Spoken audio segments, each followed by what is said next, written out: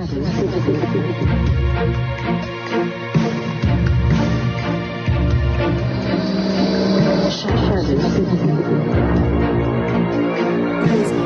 go bad, knowing what to expect can keep you from freezing. It can keep you from just going, oh my gosh, this can't be happening. You know, if you understand that this can be happening and it is happening, you're going to be taking an action before other people are. So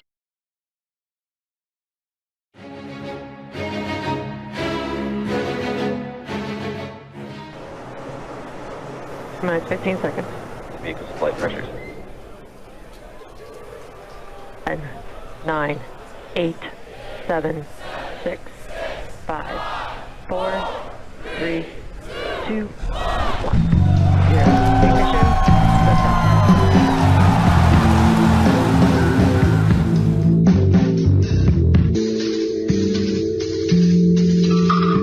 Hello and welcome, independent researchers, skeptics, and all of humankind, Shadow Citizen.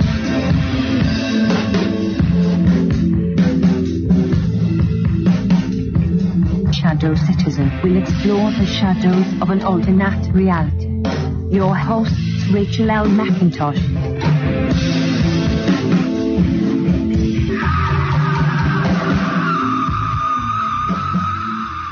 All right, everybody, we made it through another week. All right, today I've got one of my personal heroes, Daisy Luther. She's from The Organic Prepper.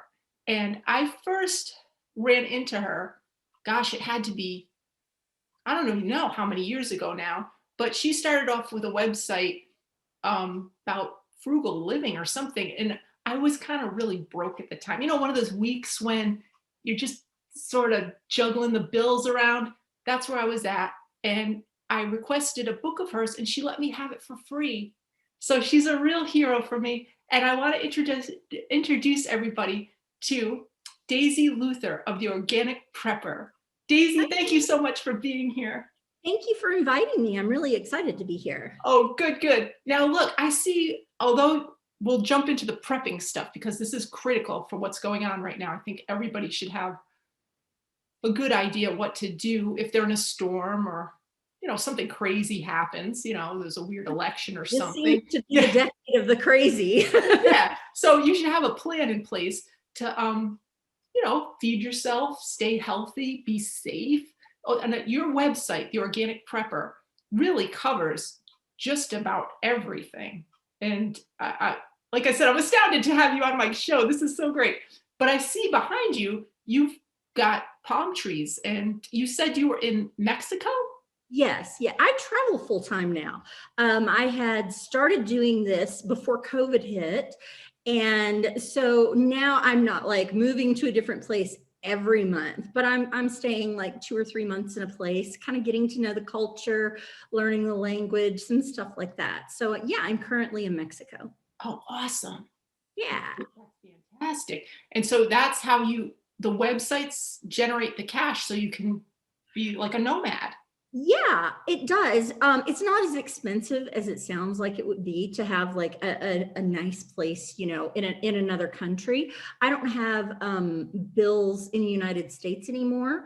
I don't have a house there. My daughters kind of divvied up my stuff and I have like space in their closets and a little storage room and all that, but I don't have like a mortgage or a car payment or anything like that in the States. So really it's just like regular living expenses. I just happen to be in a different place. Excellent, excellent. Yeah. So now bringing it to the prepping, are you prepping in Mexico as you bounce around? Yes, you know, when you do the nomadic thing, it changes. You don't have like a year of food, but whenever I arrive somewhere, I mean, I usually have a bit of food with me because right now I'm driving because I can't leave the continent. So, you know, I've got some food with me. And then once I get, you know, my apartment that I'm going to be staying at, I go do a great big shop and I put back, some canned goods and mostly store-bought stuff. I do have a dehydrator that I bring with me because when I'm somewhere tropical, there's so much fruit and vegetable that you just can't eat it before it goes bad. So, I preserve a little bit of that stuff. And I stock up everywhere I go. Now, then when I leave, I have the option of either taking it with me or donating it to a food bank. Here, there's a lot of poverty, so I like to donate it. If I'm moving, from A to B, it doesn't cost very much. Like a can of veggies here is like 12 cents. So I can stock up really cheap, and it's not like a big painful, financial crunch if I donate it, if I don't use it. Okay. All right. So there's so many things. All right. So 12 cents for a can. Yeah, like a can of green peas or something. Okay, cool. Let's roll into what everybody in their home should start, if they haven't already, start stocking up with. When you said a can of green, like what would you start with? Like, well, I mean, first it needs to be something your family's going to eat. Don't go get a whole bunch of canned asparagus or something like that if your family is just going to be like, absolutely not. You want it to be stuff that they're going to eat. Right. I always start with things that don't need to be cooked, because when you just start prepping, you don't have like the emergency stoves, you don't have necessarily the skills. Some people do, but a lot of people don't have the skills to go and, start a fire on their patio and heat something up. So I usually recommend that people start with stuff that doesn't need to be cooked. So, a jar of peanut butter, a box of saltines, some canned peaches, and a can opener, of course. So things like that don't have to be cooked. That is always the easiest way to start. Then wherever you happen to live, and because I've lived in, I guess, 8 countries in the past 2 years, wherever you happen to live, I like to pay attention to what local people are buying, because that is usually something that's inexpensive there, that's easy to acquire there, and easy to replenish. So I just try to kind of adapt to whatever people are eating locally. okay. But you start with the canned stuff. And yeah, cans are easy. like if you, for instance, I have me and my 2 kids who are now teenagers. How many cans do you? I mean, that's going to be different for everybody, because, like I have one kid who eats like a bird and one kid who eats more. So it's going to be really different for everyone. And I think that it's super important to just, look at what you eat during the week, like write it all down and see how much you use of everything. And actually not just food, things like toilet paper and shampoo and feminine hygiene products and all that. Write down every single thing that you use that is not, something you can use over and over again. And write it all down. And at the end of the week, see what you've used. That gives you a good idea of what your norm is. Now, in a real emergency, you may not be able to quite live up to your norm, but it's still going to give you a baseline of where to start. With it being just me, I can honestly eat the same thing every meal for 2 weeks, and it doesn't bother me at all. My kids would never. They would never. I can't withstand that torture. Yeah, absolutely. Yeah. Now, speaking of, so you get the cans going, got your pantry going, stuffed with the cans that you normally would eat. What about meat? Because I know I have my freezer filled up with frozen meat. Yeah. And, I have a lot of meat in my freezer too. I make my dog food because I am that dog mom. So I've got a freezer full of meat. I've got like a dog side and a human side. If there was a major emergency and the power was out for a while, you would want to have a plan to pressure can it, because otherwise it's going to go bad. Yeah, good point. All right, so thinking that through, meat, and you freeze it, you do have to figure out what you're going to do if all of a sudden the electricity goes out. Speaking right. of electricity. But not only do you have to have the pressure canner and the jars and all that kind of stuff, you got to have a way to cook something for 2 hours. So that might be like, I don't know what they call them, like I know down south they're like crawdad pots.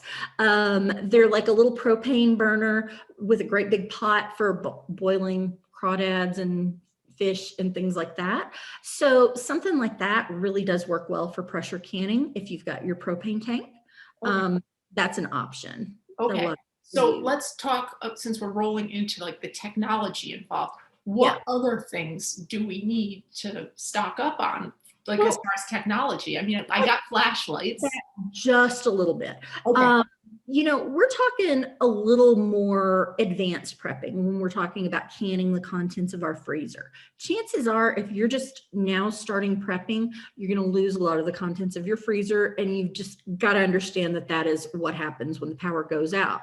Have a meat thermometer so that you can be watching the temperatures of stuff, be cooking the food as you go. It'll stay good for a day or two in your freezer if you keep it closed most of the time, but you do need to have a thermometer so you can check that it's a safe temperature. What is the safe temperature? I don't know off the top of my head. I'd have to Google it, but you just look it up. We've got the internet. Yeah, you just want to make sure that you, like I have, books about it. I just don't know it off the top of my head.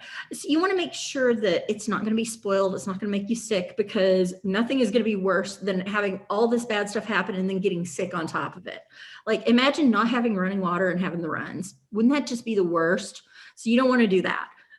Yes. So when you're newer, I recommend that you buy stuff that is packaged. I know it's not as healthy as the stuff that you would preserve yourself, but if you're not already into preserving and you don't have all that stuff and you just want to hurry up and get ready for something bad, go get some tuna, get I think there's like canned flake chicken breast and things like that. Get a bunch of stuff like that.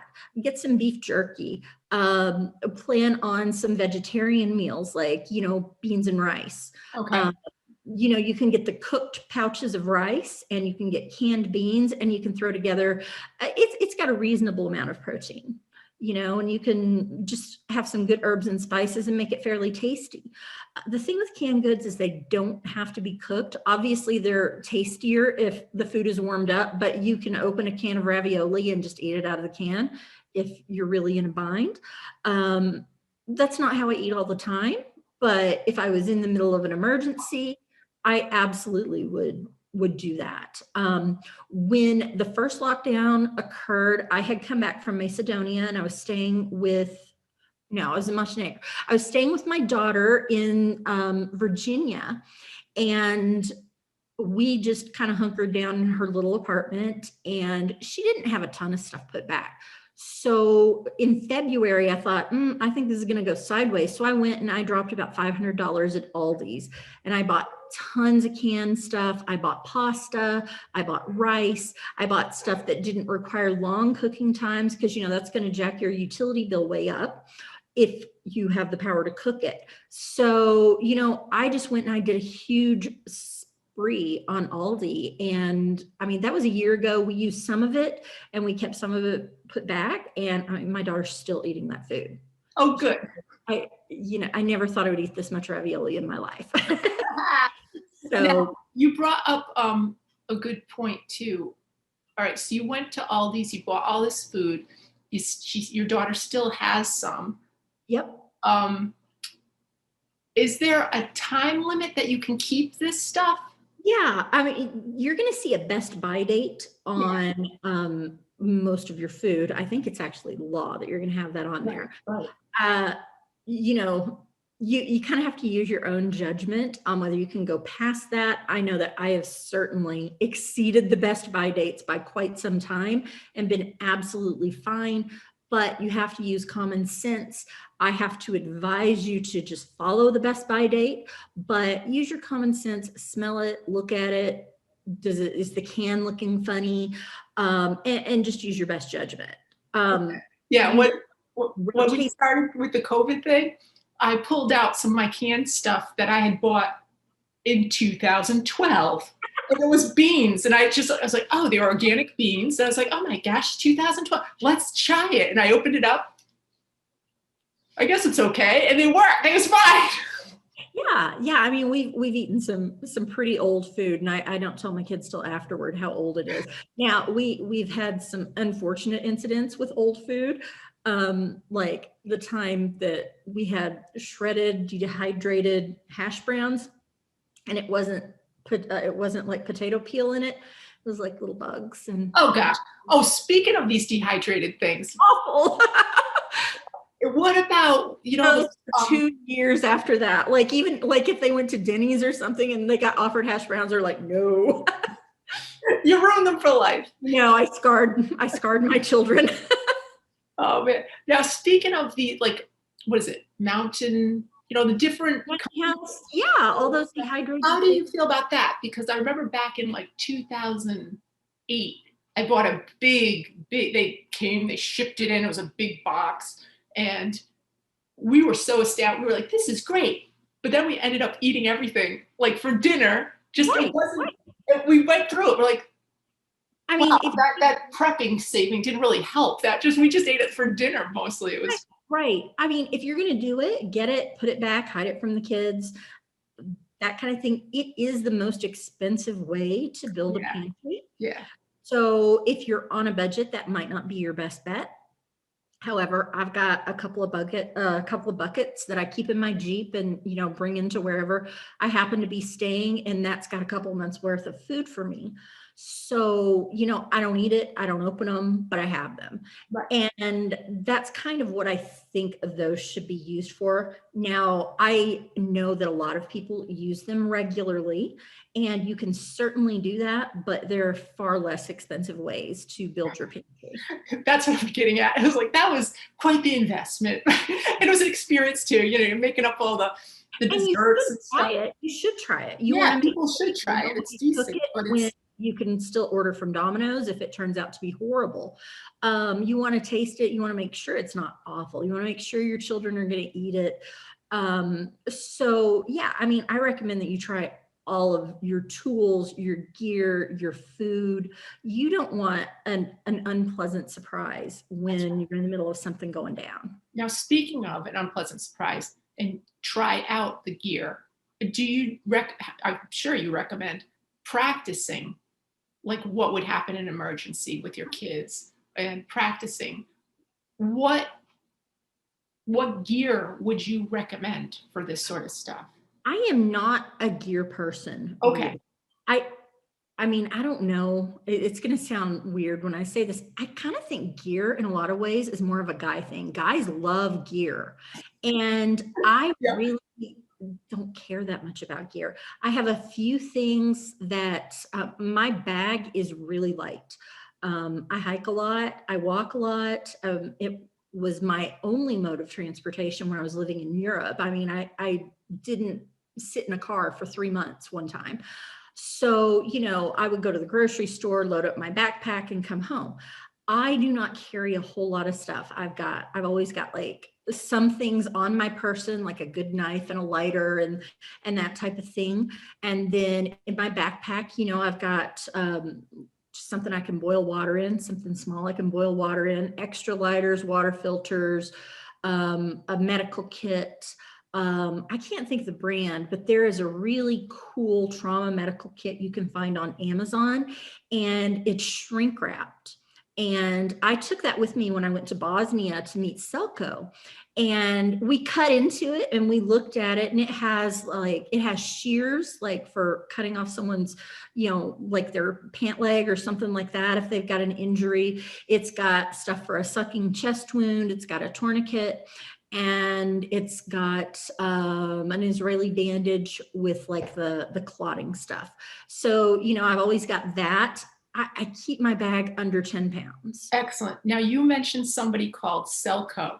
Yeah, he's going to sign up for that tour that you guys were throwing. Yeah. That looks so awesome. Tell me about this person, Selco, because I've noticed books and recordings that he's done. Who is he? Well, first, he's one of my very best friends. We met when I interviewed him a few years back. I guess it's been 5 years now. And we became really good friends. And he is an excellent writer. He's from Bosnia and he survived the Balkan War. when he was a young man, he lived, everybody probably remembers, well, actually, it depends on the age of your viewers. I know I was in college during the Balkan War, and I remember seeing stuff about Sarajevo and these bombed out buildings, and then I didn't really pay that much attention. Well, he was there living that. So he went for over a year living in a city that was under siege, surrounded by snipers, with no services, no electricity, no running water, no police, no ambulance, no fire department, nothing like that, no stores, no supplies. The only supplies they got were airdropped by the US Army, and they would, every once in a while fly over and drop like MREs and things like that. And these people managed to survive that. So of course, with resources being this limited, you not only have the snipers up on the mountains around your village to contend with, but you've got the other hungry people that live in your village that know that you got all the MREs last time. So, I mean, Selco's really been through it, and his advice is absolutely phenomenal. I mean, I hear him, like, his voice ringing in my ears every time I'm about to do something stupid because he's a fountain of wisdom. So I strongly recommend that people look up Selco Begovic, and just if you just Google Selco, you'll find it. Selco and survival. Look for his books on Amazon. They're incredible. I mean, they are a resource that you just like, it's just an unbelievable resource. Now, English is not his first language, and you'll notice that when you read his books, but he communicates very clearly. And when I edited these books for him, I said, I think we want to leave your accent in because it just adds something. And I mean, because I know him personally, when I read that, I hear his voice. And a lot of people who've never talked to him say that they can just hear it in his voice. Yeah. And they're just incredible books. Now, he's got two that are just about his experiences. And that's really important because when things go bad, knowing what to expect can keep you from freezing. It can keep you from just going, oh my gosh, this can't be happening. If you understand that this can be happening and it is happening, you're going to be taking an action before other people are. So I think even though some of the things he writes about are truly horrifying, it's important to realize that these things can and do happen.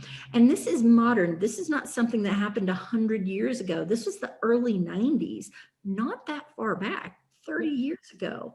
And people they like to say, oh, that could never happen here. But we're kind of watching a very similar buildup right now to what happened it was Yugoslavia before it split into all the different countries.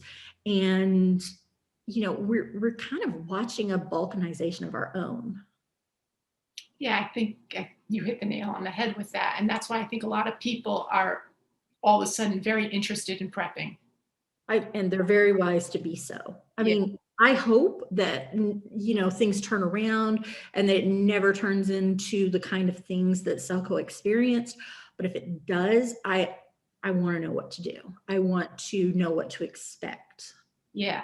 Now, speaking of, on top of what we're looking at politically and with the government, we also are dealing with this COVID thing, which you brought up. What sort of prepping for medical should we deal with? Because what do we do because of the COVID thing specifically too? Well, COVID, most people treat it at home. They might go and they might get a diagnosis at the doctor's office, but I know that hospitals are full. I know that a lot of people say, oh, COVID doesn't exist. I see a lot of comments on my website about, oh, it doesn't exist. There's no such thing as COVID. There's no such thing as a virus. It's a pandemic and all that. I believe firmly that the government completely took advantage of this crisis to use it as kind of a way to launch more control over us. But It really does exist because I had it. And I had it fairly recently. I had it over Christmas, which was loads of fun. Talk us through it. How was it for you? I'm sorry that happened to you. Yeah. Well, I mean, it was pretty awful. I have an article about it on my website, and it's I had COVID for 17 days or something like that. So before I really realized I was sick, I was super dehydrated and I was really thirsty, and I was drinking like far more than I would normally ever drink. And I thought, that's really weird. Like I was waking up in the middle of the night because I was so thirsty, but I didn't have any other symptoms, didn't think anything of it. And then a little bit later, about a week later, I started not feeling very well. I had a headache and a little bit of a cough. And I was like, no, this is just the flu. I haven't been anywhere to get COVID because I mean, I live in a nice little compound. I go to the grocery store. I walk on the beach. There aren't very many people who live here full time. So it's like having a giant property to myself, even though I have just a tiny little condo. So I I didn't think that I could possibly have gotten it. You know, I follow all the rules. I use the hand sanitizer. If I go to the grocery store, I put the mask on because it's required in Mexico. They will not let you in. They don't care who you are. You're going to wear a mask. It's just all there is to it. So I thought, no, I don't have it. So about a week went on and I got sicker and sicker, and I started running a fever, and I normally have a low body temp, and I was running like 103 temp. Oh yeah, that's kind of a sickness thing. Yeah.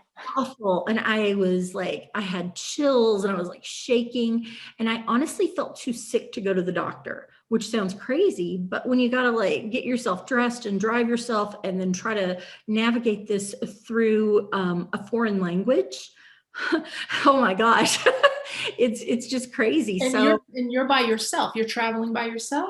Yeah. Yeah. So I really should have gone to the doctor sooner than I did. I went to the doctor about 9 days from actual symptoms. I'm not talking the being thirsty. I'm talking about the actual like cough and sore throat and headache. Okay. Did you lose your smell? I did. And that was the day that I was like, I got COVID. It was my smell. I lost my taste. I could still smell things, but I couldn't taste things. And that still hasn't come completely back to normal. So that was, yeah. So I went to the doctor. Thank goodness for Google Translate on my phone. Going to the doctor in a foreign country can always be an adventure. I went to one that was recommended by a lot of expats in the area. He didn't speak much English, and I speak some Spanish, but not medical Spanish. You know, I can order food and find the bathroom and get directions and all that, but I couldn't really describe the medical. But, you know, between our different translate apps and the examination and all that kind of stuff, I had really excellent medical care.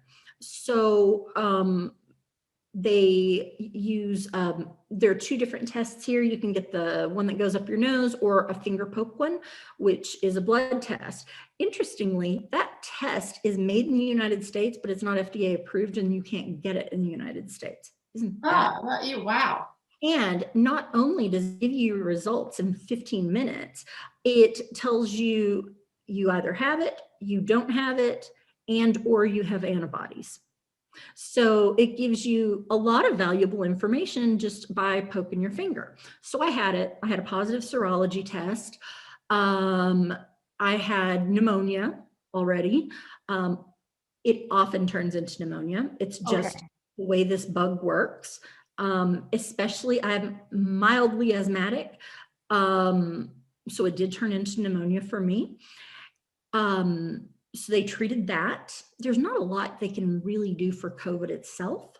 At least that's the method here. They gave me antibiotics for my pneumonia. They gave me prednisone for my pneumonia. They gave me an inhaler. They gave me a cough syrup that was an expectorant. Something like Mucinex is a good over-the-counter alternative to that. They also, something they don't do in the US, they literally prescribed me vitamin C 8 grams a day, which is a lot. It'll give you the runs. It just will. Be prepared for that. Have Imodium on hand. Vitamin C, vitamin D, and zinc. They added to all of this. So I came away with this like huge box full of stuff with vitamins and all this other stuff. They also had me come in every day for the next 5 days because injections get into your system faster than taking the pills. This is something else they don't do in the United States. So I went and I got with vitamin C. No, the antibiotics in the prednisone. Oh, okay. Yeah, I got a shot in the butt every day for 5 days, and they treat it differently here. They use injections instead of pills if you're able to make it to the doctor's office every single day. So I went every day for 5 days and got an injection of prednisone and antibiotics in my butt. And they checked my stats and, just checked my progress, listened to my lungs, checked my O2 stats, also gave me a pulse oximeter. That is something everyone needs to have, is a pulse. What is a pulse oximeter? That's a little fingertip thing they have at doctor's offices and hospitals. It tells you what your blood oxygen saturation level is. It should be above 94. And once it gets below 90, you're in a dangerous situation and you should really probably go to the hospital. At least that's what they're advising in the United States.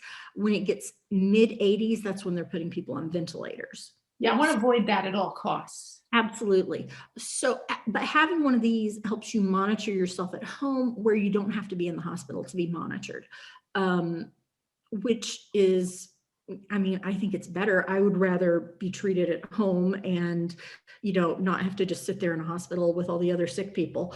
I agree. I can't at all. And I think most people would rather be home with their families. Yeah. Percentage wise, most people don't end up in the hospital, but I can easily see how they do. My O2 levels on the 3rd day of treatment actually dropped lower than they had the entire time. And they were in the mid 80s and the doctor's office wouldn't let me leave. They gave me a breathing treatment with a nebulizer. And they made me stay for 2 hours and they gave me some medication to open my airways a little bit more. And they just monitored me there at the doctor's office and they let me go home. But had it not gone up, they were going to send me to the hospital in an ambulance because, when your oxygen level is that low, your brain capacity is not very good. You shouldn't be driving. You can't think as clearly. Your judgment is impaired. And one of the things people don't talk about with COVID is that it can kind of cause like depression and anxiety. Because I imagine, yeah, sure. Your oxygen levels are low, so you're not really thinking like you normally would. And I know that other people who have had it have really experienced that too. And it doesn't help that everyone in the world treats you like you have leprosy if they know you have COVID. I have wonderful neighbors who dropped off food and stuff at my door, which was really nice and really helpful. And they walked my dogs for me. Oh, wow, that's great. Yeah, it definitely helped a lot because I was in rough shape. And you said you had it for 17 days? That's how long I was really officially sick. On day 18, I went and I got another finger poke and I was negative for COVID and positive for antibodies. So allegedly I can't get it for a few months. I don't know. I don't really know if we know this or not. There's just a lot of confusion surrounding that. This whole I would say 2020 was a ball of confusion. That song Ball of Confusion was written about 2020. It was 100%. And that's why I brought this show back on, because I know people just want the real skinny.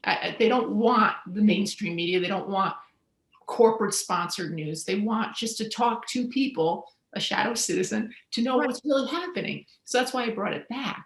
Now back to this. What I think with COVID is that it isn't, with a lot of people, it's not the COVID that gets you, it's what the COVID causes. Like for me, it caused pneumonia. I have a friend who had terrible bronchitis. I have another friend who coughed so hard, he separated his ribs from his sternum. Oh, wow. Wow. So like there are all sorts of things that kind of come along with COVID that people don't really think about. And that's what makes all the numbers so confusing, the death tolls and all of that kind of stuff. Like, I mean, I'm glad I didn't, but if I had died, would I have died of pneumonia or would I have died of COVID? Well, if you're in the United States, it would have been COVID no matter what. 100%. But Yeah. technically it would have been the pneumonia, not the virus that got me. You know, I had probably tested negative for the virus about halfway through had I gotten another test, but I still had pneumonia. And so, I mean, it's just a very confusing situation. Yeah. So Yeah. thank you so much for sharing that, because this, you're the first person that I've talked to that was able to share their COVID experience. Right. Now, they don't treat it the same way in the United States. Most doctors aren't going to give you a truckload of vitamins. Most doctors are not going to have you come in every day to be monitored and get a shot in the rear end. I have even found that other friends who are of a similar age, like I'm 51, they're of a similar age to me, you know, also like mild asthma, that type of thing. They have gone in and not gotten medication right away. And then everything got worse. And then, you know, it turned into pneumonia, just like it did with me, but they weren't being treated nearly as early as I was. So their pneumonia got worse and they ended up in the hospital because, you know, I'm not sure why the United States is not treating people a little more proactively. I don't know, maybe we have some kind of medication shortage.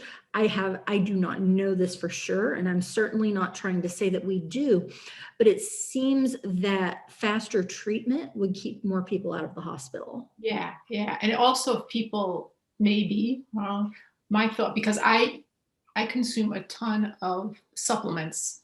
Me too. Yeah. You do too, and you still got it? Yep.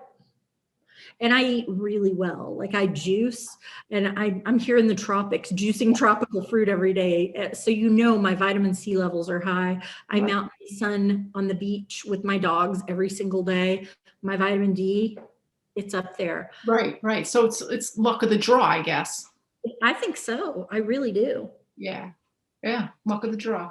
All right. Well, now listen, we have a couple more minutes. Is there anything, I'm just ecstatic to have met you, to talk to you. I want people to go to your website, theorganicprepper.com. And you have another website too. You have a bunch of websites. Go ahead. Yes, several. The Frugalite is our new website. We're just getting that one off the ground. It is for people who maybe aren't full-on preppers, but they are dealing with financial problems. The past year has been an economic disaster for a lot of people. And, you know, I feel very fortunate. I'm living in a really cheap place where I can buy things inexpensively. I don't pay a whole lot in rent. Like I live far less expensively than I did in the United States. And, you know, so it hasn't hit me quite as hard to have less money this year because I'm living somewhere with a lower cost of living. But a lot of people are truly suffering. So we started thefrugalite.com to help people who are in that situation. Okay, excellent. So everybody, I want you to check out organicprepper.com and thefrugalite.com. And of course, Daisy Luther. You can Google all this or whatever web crawler you want to do, and you can find this. And you have it, you're on Twitter, Facebook, and what's the other one? I'm on Parler when it comes back up. Yeah. When it comes back up, I'm on Pinterest. I'm on Instagram. So you're everywhere. People will find you for sure. Yeah. Thank you so much. Honestly, thank you. It's been like a joy. It really has been. And I don't want to sound really dramatic, but you're just a big hero to me, how you were able to put these websites together, and now you're in another country and you're traveling the world. This is like a dream come true. You have a really blessed life. That is so awesome. Congratulations, and thank you for being on my show. Hit me up anytime. I'd love to be on again. So thank you so much, everybody, for being with us, and have a great night. Good night.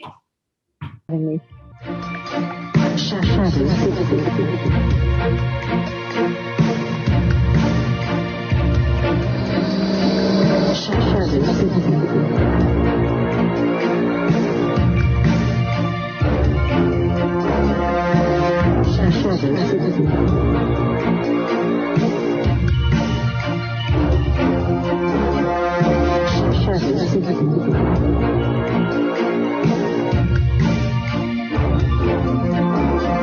Shadow Citizen with Rachael L. McIntosh and Rob O'Sell. News and information.